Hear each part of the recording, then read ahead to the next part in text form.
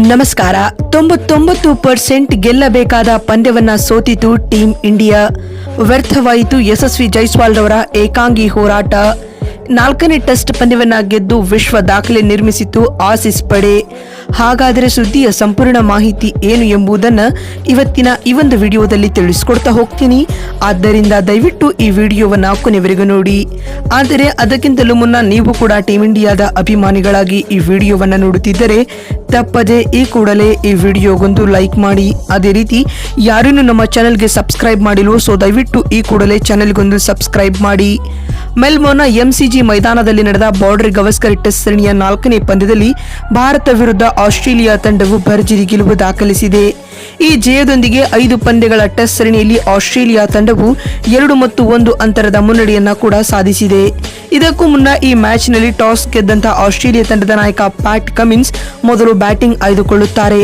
ಅದರಂತೆ ಇನ್ನಿಂಗ್ಸ್ ಆರಂಭಿಸಿದ ಆಸ್ಟ್ರೇಲಿಯಾ ತಂಡದ ಪರ ಸ್ಯಾನ್ ಕಾನ್ಸ್ಟಾಸ್ ಅವರು 60 ರನ್ ಮತ್ತು ಉಸ್ಮಾನ್ ಖವಾಜಾ 57 ಹಾಗೂ ಮಾರ್ನಸ್ ಲಬುಷೇನ್ 72 ರನ್ಗಳ ಅರ್ಧಶತಕದ ಇನ್ನಿಂಗ್ಸ್ ಆಡಿದರು ಮತ್ತು 4ನೇ ಕ್ರಮಾಂಕದಲ್ಲಿ ಕಣಕ್ಕಿಳಿದ ಸ್ಟೀವ್ ಸ್ಮಿತ್ ಭರ್ಜರಿ ಶತಕ ಸಿಡಿಸಿದರು. ಈ ಶತಕದ ನೆರವಿನಿಂದಾಗಿ ಆಸ್ಟ್ರೇಲಿಯಾ ತಂಡವು ಮೊದಲ ಇನ್ನಿಂಗ್ಸ್ನಲ್ಲಿ 474 ರನ್ ಕಲೆ ಹಾಕಿತು.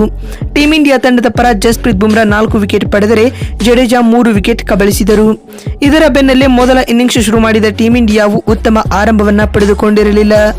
ಇದಿಯಾಗೂ 8ನೇ ಕ್ರಮಾಂಕದಲ್ಲಿ ಕಣಕ್ಕಿಳಿದ ನಿತೀಶ್ ಕುಮಾರ್ ರೆಡ್ಡಿ ಹಾಗೂ ವಾಷಿಂಗ್ಟನ್ ಸುಂದರ್ ಭರ್ಜರಿ ಬ್ಯಾಟಿಂಗ್ ಪ್ರದರ್ಶಿಸಿದರು. ಈ ಮೂಲಕ ಶತಕದ ಜತೆಯಾಟದೊಂದಿಗೆ ತಂಡದ ಮೊತ್ತವನ್ನ 300ರ ಗಡಿ ದಾಟಿಸಿದರು.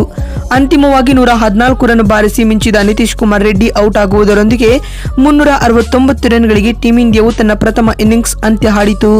ಆಸ್ಟ್ರೇಲಿಯಾ ತಂಡದ ಪರ ಪ್ಯಾಟ್ ಕಮಿನ್ಸ್, ಸ್ಕಾಟ್ ಬಾಲೆಂಡ್ ಹಾಗೂ ನಾಥನ್ ಲಿಯಾನ್ ತಲಾ 3 ವಿಕೆಟ್ ಪಡೆದುಕೊಂಡರು. ಪ್ರಥಮ ಇನ್ನಿಂಗ್ಸ್ನಲ್ಲಿನ 105 ರನ್ಗಳ ಮುನ್ನಡೆಯೊಂದಿಗೆ ದ್ವಿತೀಯ ಇನ್ನಿಂಗ್ಸ್ ಆರಂಭಿಸಿದ ಆಸ್ಟ್ರೇಲಿಯಾ ತಂಡದ ಪರ ಮಾರ್ನಸ್ ಲಬುಷೇನ್ 70 ರನ್ಗಳ ಅರ್ಧಶತಕದ ಇನ್ನಿಂಗ್ಸ್ ಆಡಿದರು. ಮತ್ತೊಂದು ಕಡೆ ಕರಾರುವಾಕ್ ಬೌಲಿಂಗ್ ದಾಳಿ ಸಂಘಟಿಸಿದ ಜಸ್ಪ್ರೀತ್ ಬುಮ್ರಾ 5 ವಿಕೆಟ್ ಕಬಳಿಸಿದರು. ಬುಮ್ರಾಗೆ ಉತ್ತಮ ಸಾಥ್ ನೀಡಿದ ಸಿರಾಜ್ 3 ವಿಕೆಟ್ ಪಡೆಯುವಲ್ಲಿ ಯಶಸ್ವಿಯಾದರು.